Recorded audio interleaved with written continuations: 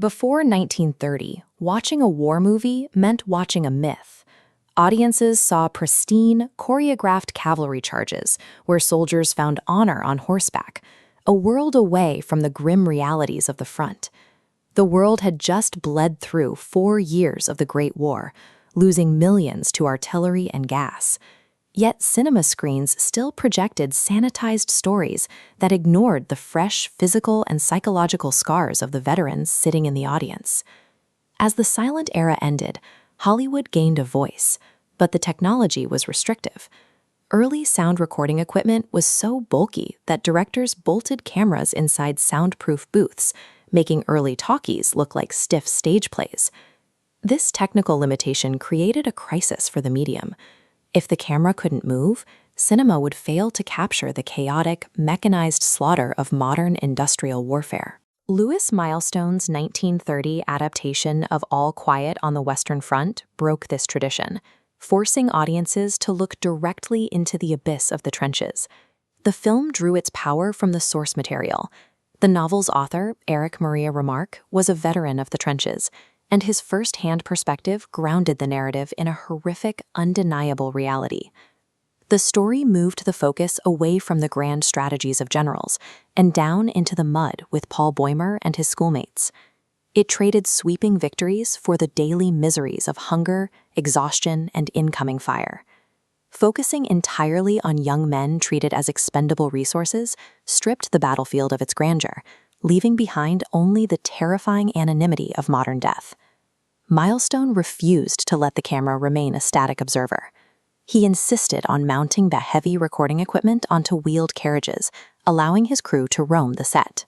This allowed for fluid, sweeping tracking shots that moved laterally across the craters and barbed wire of no man's land.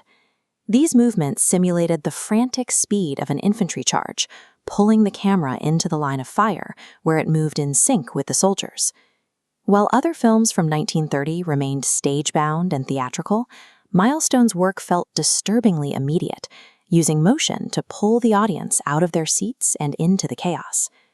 By untethering the camera, Milestone created the first truly immersive, subjective experience of the modern battlefield in cinematic history. The film's realism was further heightened by a radical editorial choice. Milestone completely removed the traditional musical score from the combat sequences. The audio landscape was stripped down to a few essential, terrifying elements: the rhythmic thud of explosions and the high-pitched whistle of incoming artillery shells. This documentary-like audio matched the exhaustion of the men on screen. As Paul Boehmer's squad struggled through the mud, the audience heard only the abrasive, mechanical sounds of the front. For 1930s audiences used to safe, orchestrated melodrama, this raw sound design was deeply disturbing, offering no emotional comfort or heroic cues. The deliberate absence of music forced moviegoers to confront the unvarnished machinery of death without any cinematic safety net. The film's uncompromising realism triggered a massive, polarizing reaction upon its release. In Germany, the rising Nazi Party orchestrated violent theater disruptions and censorship campaigns, viewing the film's anti-war message as a threat to their ideology. Fascist critics argued that showing the psychological toll and the futility of the trenches was a betrayal of the national spirit. Despite this local backlash, the film achieved international prestige, winning the Academy Award for Best Picture and proving its message reached far beyond national borders. This divide between violent suppression and critical triumph transformed the film into a political lightning rod, demonstrating the medium's power to challenge national myths.